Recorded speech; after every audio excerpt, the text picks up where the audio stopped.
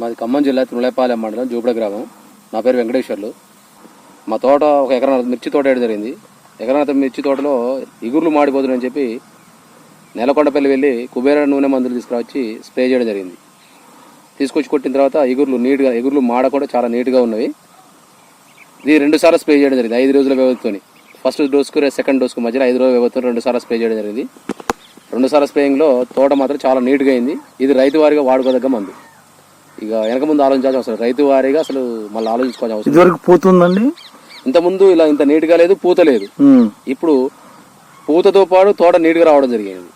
వచ్చి తేటగా వస్తుంది, చాలా నీట్గా వస్తుంది. తోట చాలా నీట్గా ఉండడం కూడా జరిగింది. 70 రోజుల తోట అలానే ఉంది, ఇంచుమించు 60-70 రోజుల తోట ఉన్నట్టున్నది. ఈ తోట రైతులు వాడుకోవచ్చు అసలు ఆలోచించాల్సిన అవసరం లేదు ఈ మందు విషయాలు. అందులో రైతు వారికి కాస్ట్ విషయంలో బడిని కాదు. ఇవాళ వేరే ఏ మందు తీసుకొచ్చినా సరే మినిమం 1500 నుంచి 2000 అవుతున్నాయి. సో 1100 అంటే రీజనబుల్ రేట్ రైతు వారిగా. అది కంపల్సరీ వాడుకోవచ్చు.